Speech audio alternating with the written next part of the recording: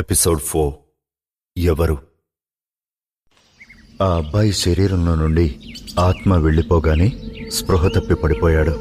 కింద పడుతున్న అబ్బాయి చేతిలో నుండి నిప్పు ఉన్న కట్టె జారి సర్పంచ్ చితి అంటుకుంది. శవం కాలడం మొదలైంది. మంటలు ఎగసిపడ్డాయి. అప్పుడే పెద్ద వర్షం మొదలైంది. ఆ వర్షం తాకిడికి చితి ఆరిపోయింది. మళ్లీ తరువాత రోజు సూర్యోదయం వచ్చాక ఎంత ప్రయత్నించినా చితి అంటలేదు. ఎన్ని రకాల ప్రయత్నాలు చేసినా చితి వెలగలేదు. కర్పూరం, ఎండుకట్టెలు, కిరసనాయిల్ ఎంత పోసినా చితి అంటుకోలేదు. ఒకవైపు నక్కలు అక్కడే తచ్చాడుతుంటాయి. రాబందులు కూడా ఆ చుట్టుపక్కల చేరాయి. చితి లోపల నుండి అప్పటికే ఎలుకలు శవాన్ని తినడం మొదలుపెట్టాయి. శవం దుర్వాసనతో పాటు పురుగులు కూడా పట్టాయి.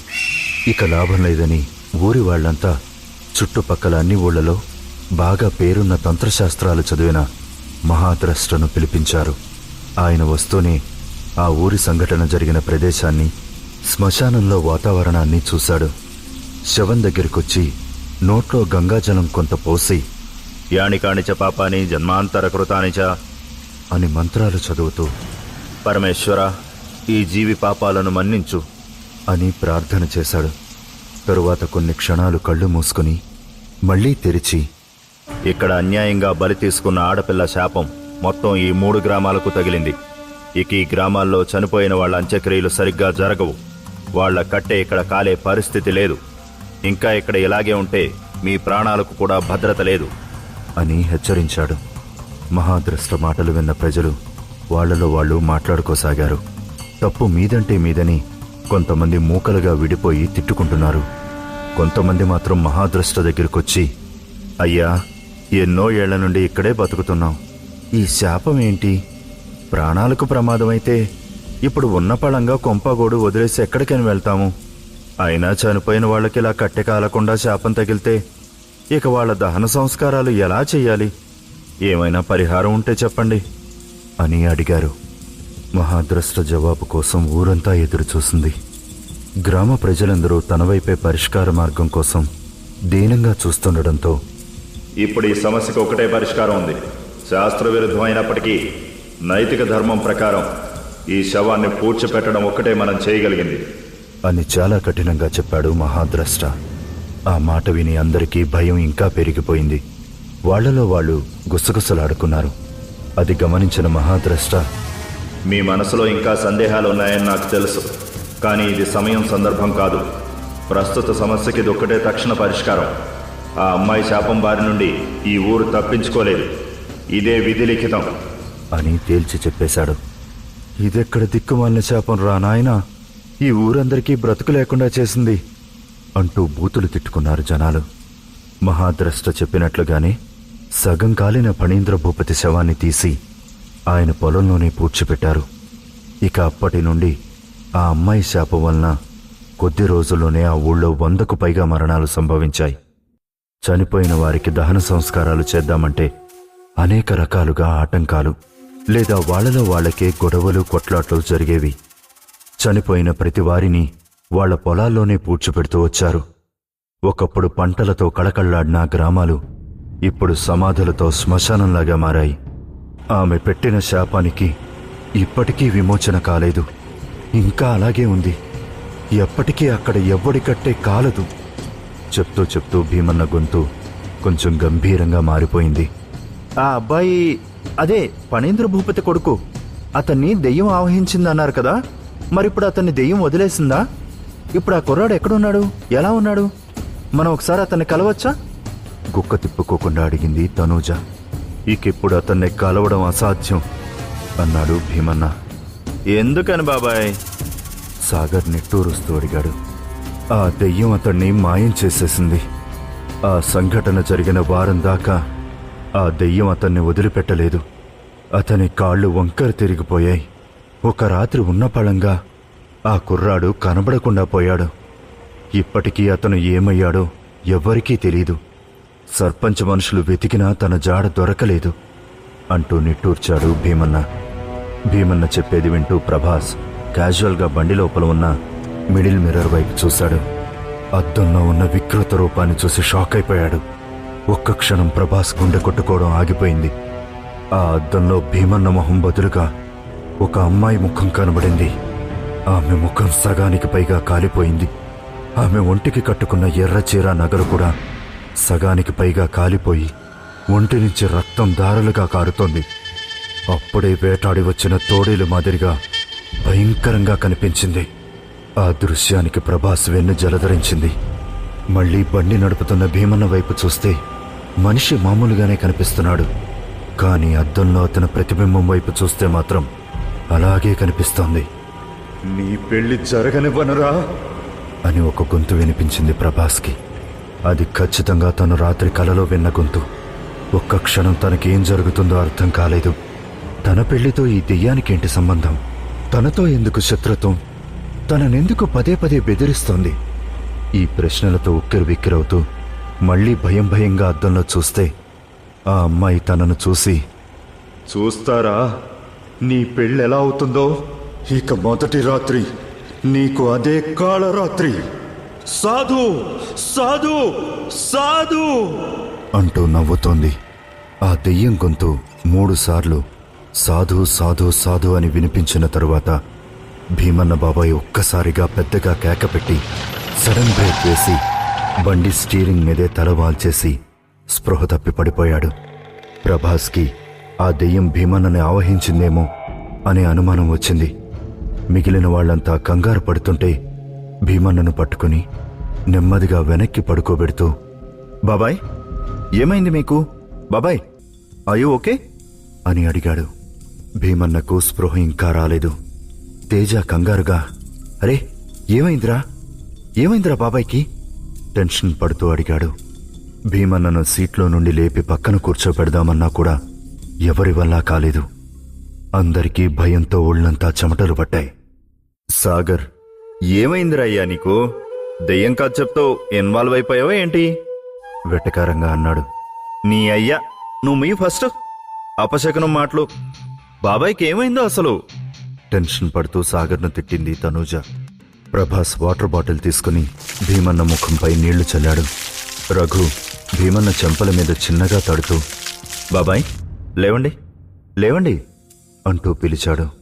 భీమన్న మెల్లగా కళ్ళు తెరిచి తల భారంగా అనిపించి తలను పట్టుకొని అటూ ఇటూ చూస్తూ, చిన్నబాబుగారు మీరంతా ఇక్కడ నా గదిలో ఏం చేస్తున్నారు అని అడిగాడు. మళ్లీ ఒక్కసారి తల విదిలించి చుట్టుపక్కల చూస్తూ, ఒక్క క్షణం నాకు నా గదిలో పడుకున్నట్టుగా అనిపించింది, కానీ ఇలా కార్లో నేను అయోమయంగా అన్నాడు భీమన్న. ఏంటి బాబాయ్ మీరు చెప్పేది? మీరు స్పృహ తప్పి పడిపోయి ఉన్నారు. మనం రైల్వే స్టేషన్ నుండి ఇంటికి వెళ్తున్నాం. మీకు ఒంట్లో బాలేదా అని అడిగాడు ప్రభాస్. ఆ మాట వినగానే భీమన్నకి విషయం అర్థమైంది. ఇందుకే నేను చెప్పా అర్ధరాత్రి బయటకు వద్దు అని. ఇప్పుడు చూడండి నాకు దెయ్యం ఆవహించిందేమో అని అనిపిస్తోంది అన్నాడు. ఆ మాట వినగానే అందరికీ ఫ్యూజులు ఎగిరిపోయాయి.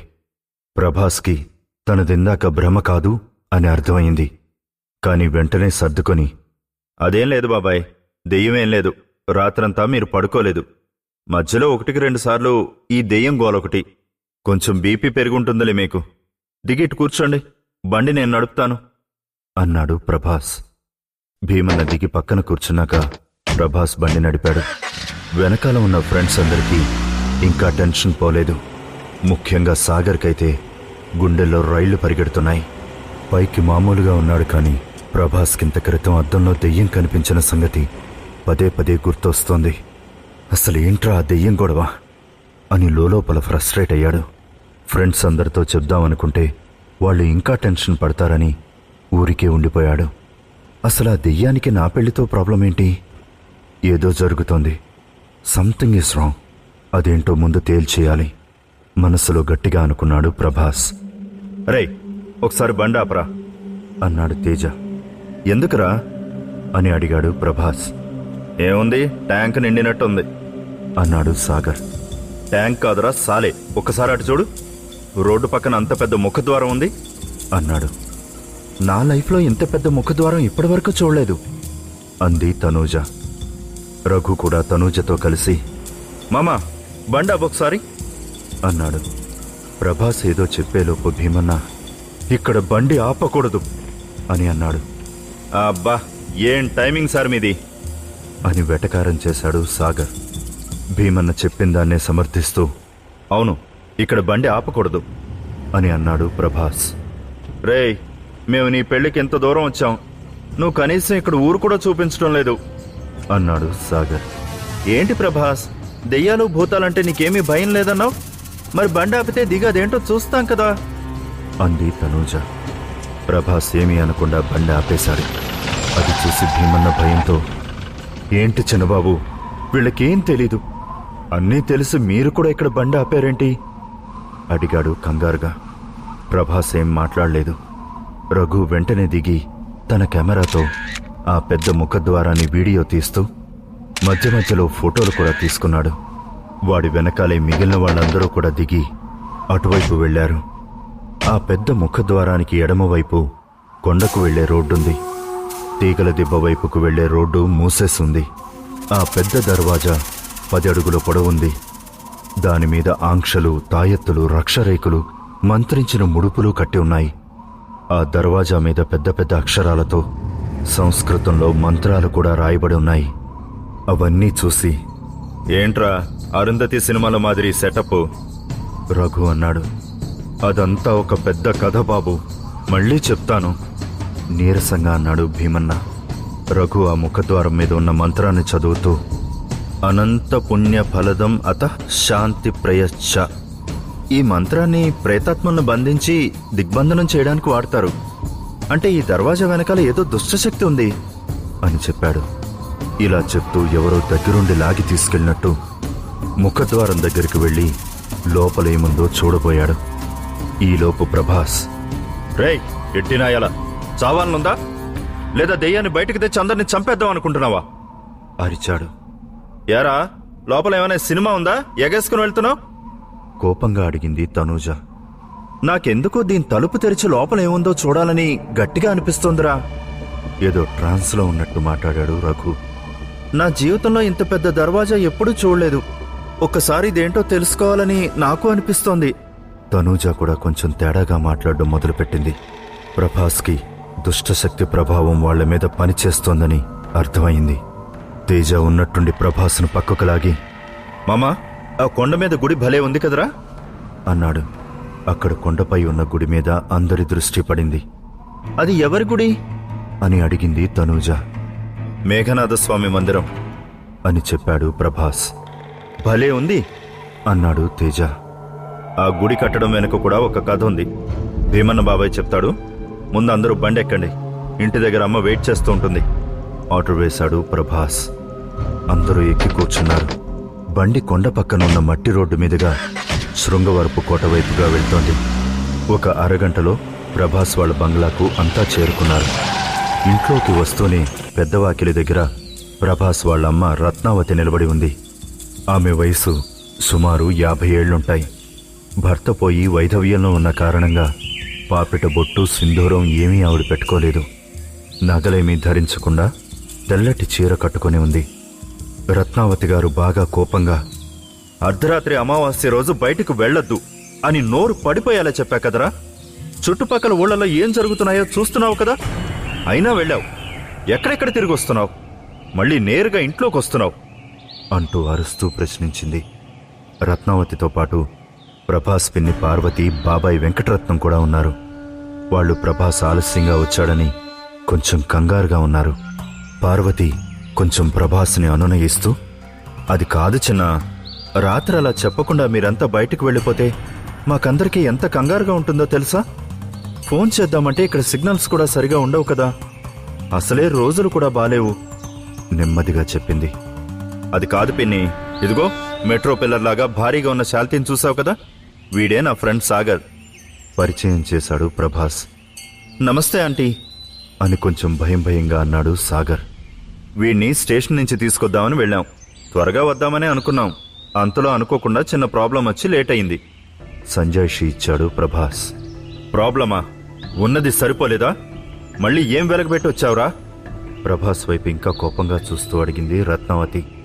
అబ్బా నువ్వు ఆగమ్మా, అది కాదురా చిన్న, నాకు చెప్తే నేను కూడా వచ్చేవాడిని కదా, ఒక్కడివే ఎందుకంత దూరం వెళ్ళడం అని అడిగాడు వెంకటరత్నం. ఒక్కడనే కాదు, తోడుగా భీమన్న బాబాయిని తీసుకెళ్ళాం అని చెప్పాడు ప్రభాస్. ఆ మాట విని ప్రభాస్ని అప్పటిదాకా కోపంగా చూస్తున్న ప్రభాస్ వాళ్ళమ్మ షాక్ అయ్యి నోరు తెరిచింది. భయంతో ఆవిడికి చెమటలు పట్టాయి. అదేంటి, భీమన్నా భీమన్నా అని ఏదో చెప్పబోయి భయంతో గుటుకులు వేసింది పార్వతి. ఏం మాట్లాడుతున్నావు ప్రభాస్? భీమన్నని పొద్దునే తన గదిలో చూశాను, గుర్రు పెట్టి నిద్రపోతున్నాడు. మరి మీతో వచ్చిందెవరు అంటే అని భయంతో కంగారుతో అప్పటిదాకా తడబడుతూ మాట్లాడుతున్న వెంకటరత్నంకి కూడా షాక్తో నోట మాట ఆగిపోయింది.